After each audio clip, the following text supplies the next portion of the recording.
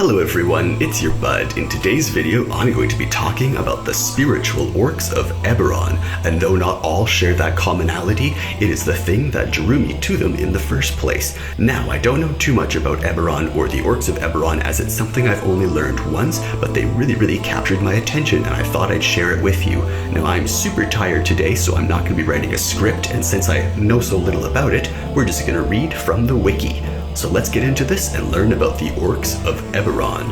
Often depicted as savage brutes and ravaging barbarians, the orcs of Eberron are in fact an incredibly diverse and deeply spiritual people. While it is true that some orcs are uncivilized and wild, this stereotype does not reflect on the majority of orcs living in and around Corvair. Oh, and I'm probably going to mess up some pronunciations and things, so forgive me for that.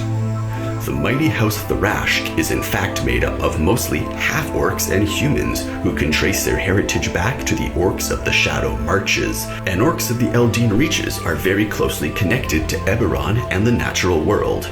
The orcs are one of the oldest, if not the oldest race in all the world. Their history dates back some 30,000 years. Orcs are a perfect study in nurture over nature, as an orc's surroundings and history could mean the difference between a mad, wide-eyed, axe-wielding barbarian and a humble, proud farmer who seeks to protect his family above all else. Now let's talk about the orcs of the Shadow Marches. Long isolated from the rest of the world, largely because they're bordered by the demon wastes, the orcs of the Shadow Marches are divided. Some exist in a more primitive state, forming loose tribes that shun humans and other races and see them as lesser beings who can never possibly understand their way of life. Others are the orc clans, who allied with refugees from Sarlona over 1500 years ago. They see humans and the other races as respectable, albeit smaller relatives. The tribes of the Shadow Marches are not by definition evil or savage, though some certainly are. They simply cling to an older tradition and dislike being disturbed or meddled with. Tribal orcs see no common ground between them and humans, as orcs were the first creatures of the land, so only they can truly connect with Corvair. They find the concept of human and orc mating to be as revolting and aberrant as most civilized races in the central Corvair do, and so half-orcs are rare within the tribes. The orc clans are far more accepting of other races and share their land with the human refugees that they have come to count as their own. Clan orcs are hardworking and proud, standing beside their human counterparts without contempt or pity. While a small number of clans remain either completely human or fully orc, the majority are a healthy combination of the two. Shadow March clan orcs and humans alike see no taboo about crossbreeding between the species, so to the clans, half-orcs are common and celebrated. The Shadow March term for a half-orc is Jorian Tal, which literally means children of two bloods, and is a mark of pride. Half-orcs see themselves as the literal proof that orc and human are one, and they work hard to bridge the gap between the races in other lands and amongst the tribes. All of the orcs of the Shadow Marches are very spiritual, and here once again, the races split. This time between two major religious groups. The tribal cult of the Dragon Below, that is the name of it. It might also be describing where the dragon is, but the cult name is the Dragon Below. And the nature-worshipping clan orcs of the Gatekeepers. A touch of madness runs through the tribes as they delve deeper into their worship of Zoriat and the Dragon Below. Oh, I guess Zoriat must be the Dragon Below. So that touch of madness is something that most see as flashes of the divine rather than serious mental illness. The Gatekeeper orcs, on the other hand, of the clans, are interesting in that most know nothing of the Dalkir or their ages-old war, but still they feel a closeness with the land and believe it is their duty to protect it. The Shadow Marches have never been accountable under the Code of Galifar, and are a land rich with both treasures from Kyber dragon shards to ancient runes, as well as danger with strange aberrations and fanatical isolationist orcs liberally scattered about the land. Many fugitives from the law, as well as glory seekers, travel to the marches in hopes of a better life. The tribes and clans of the Shadow March orcs do share a common bond in that both are usually governed by a single sheriff who deals out justice as they see fit. Killing or even openly challenging a sheriff is a serious offense to all Shadow March orcs and is a crime that can only be paid for in blood. So don't shoot the sheriff, just shoot the deputy. Now onto the orcs of the Eldeen Reaches. The orcs of the Eldeen Reaches are an offshoot of the Marcher clan orcs, drawn to the Reaches by their close connection with nature. They're among the most civilized and peaceful of all the orcs and work closely with other druids in the great forests. The gatekeeper faith is strongest here, and a raging orc sees his fury as a manifestation of the land, and the experience an almost spiritual one to true followers. And that's all there is on the Eldeen Reaches, but they're the thing that really connected me. Druid orcs. It's just so cool to me. I really love the idea of orcs that protect the environment instead of orcs that just... orcs are just so connected with instinct and nature, so for them to protect the environment they came from and be like one of the oldest races, that's the coolest thing. Now, onto the orcs of the Demon Wastes. The Demon Wastes are perhaps the harshest lands in all of Eberron, with the possible exception of the Mournland. To survive here, one must not only be strong of arm, but strong of spirit as well, and no group better represents these traits than the Gahash Kala. These militant and deeply spiritual orcs see the Demon Wastes as a tainted land, and any who enter into it are forever stained with its touch. Thus, it is their sacred duty to prevent anyone who has entered or is within the wastes from leaving. Thus, it has become their sacred duty to prevent anyone who has entered or is within the wastes from leaving, one way or the other. Despite this fact, the Gahash Kala are often peaceful to those who would come near the wastes and are proud and noble people.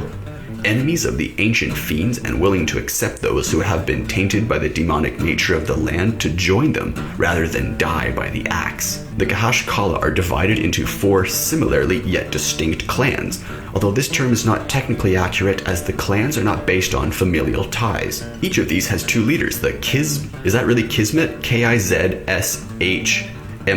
Kizshmit, the Kizshmit. Okay, the Kizshmit is the that's a hard word to say. Kizshmit. The Kizshmit is the military leader of the tribe, while the Sar Milan guides the orcs along a spiritual path. The Kizshmit governs most of the mundane orc activities as well, but bows before the wisdom of the Sar Milan in all matters of a spiritual nature. The clans all work together, though they have different duties and geographical locations. The Jassakar clan, also known as the Deadly Clan, rules the east. The Maruk clan, also known as the Mighty Clan, guards the central labyrinth. The Kastar, or Swift clan, protects the west, and the Vanka, or Final clan, keeps watch over the northwestern labyrinth, where the Demon Wastes connect with the rest of the lands. All of the Gahash Kala tribes worship Kalak Shash, the Binding Flame. Unlike the Silver Flame followers, who are mostly farmers and other simple folk who live peaceful lives, the Gahash Kala are warriors and their existence is fraught with constant danger. Kalak Shash is the burning beacon which calls warriors to their sacred duty and emboldens them to do battle with the demons and monsters alike. The Gahash Kala orcs commonly brand their own flesh with the symbol of Kalak Shash, though this symbol varies from tribe to tribe, and even then is not universal amongst the clans, warriors, and priests. Now to finish this off, let's discuss the orcs of the world. Orcs are found in many other places across Khorvaire and receive a warmer welcome than many other less civilized races such as goblins and ogres. Some orcs make their homes in the monster-ruled nation of Drome and have degenerated into a state similar to their country monster cousins, enslaving weaker races like goblins and kobolds while living out short, brutal lives. In the Mror holds an ancient and savage horde of orcs known as the Jarash Tal, not to be mistaken with the half-orc Jorgen Tal, wage constant and bloody wars with the dwarves. So remember, Jorgen Tal means of 2 bloods, and Jorsh Tal has Tal in it, so that must be blood. and they're fighting the dwarves of the region for long ago wrongs committed against them. Unfortunately for all orcs, the Drorshtal are fairly typical examples of Eastern orcs who still hold to their old ways, and their violent and primitive nature are one of the main factors in the negative opinion many people have of all orcs in Corvair. After all, orcs are much more than the wild beasts that sophisticated cultures would make them out to be. Perhaps some have a difficult time accepting their antiquated beliefs. Others have had bad experiences with aggressive orc tribes, and still many others just cling to bigotry and hate for any who are different. Despite this, the orcs live on, and they were here at the beginning and intend to still be here at the end. I really like that. That was a good one. So yeah, Druidic orcs. I absolutely love it. Now, one of the things that I think about with the Druidic orcs is how they could actually have a partnership with elves. And when I say that, I mean just partnerships or friendships or just working together with the clans and as species. So I really think elves and orcs could be a really cool combination because of the whole like tribal nature of the orcs and their spiritual Druidic nature. And the fact that some elves hold such like high elf societies, like when you think of the high elves from Warhammer, for example, if you do one thing wrong, you'll probably be kicked out of that society. There's so much like really, if you don't have an insane amount of magic power, imagine if an elf was born with very little magic power and they were shunned from their very like super high magic society. That elf could then go and join a tribe of these druidic or shaman orcs, and they would still be very in touch with nature because elves are always seen as close to nature, but an elf without magic powers would probably be shunned by, well, not probably, could be shunned by other elves. So an elf who wants to be connected with nature but is forced to leave their beautiful fey forest with all their other kin, they would have no other home, but perhaps a great home would be with one of the druidic tribes or the clans of these orcs. So what did you think? Do you like the orcs of Eberron? Do you think druid orcs are just stupid? Or do you think the relationship they could have with elves could be really unique? I think it would be really cool if an elf was either kicked out of their super strict high magic society and was kicked out of their beautiful fey forest and eventually came to be part of the orc tribe, or if a elf was orphaned and was left in these wastes or whatever, was found by an orc and then was raised to be tribal. Imagine very much an elf with like a big orc sort of outfit and things like that, pretending that it's actually an orc, and then takes off this helmet and you realize, oh, that was an elf the whole time, practicing whatever druidic things, just trying to be hiding in the tribe. I think that'd be very unique. An elf raised by druidic orcs. What do you think? Do you like that idea? Do you think it's cool or not? Leave this video a like if you want some more Dungeons & Dragons. Subscribe for daily videos. I make at least one video every single day, even if I have to just resort from reading to a wiki, because I cannot keep my eyes open. I almost fell asleep 3 times this morning before I started making this video. So anyways, I just wanted to get this done and online and have something for you to enjoy. So leave this a like, subscribe, or leave any questions or suggestions below, and I'll see you in tomorrow's video. Thanks for watching!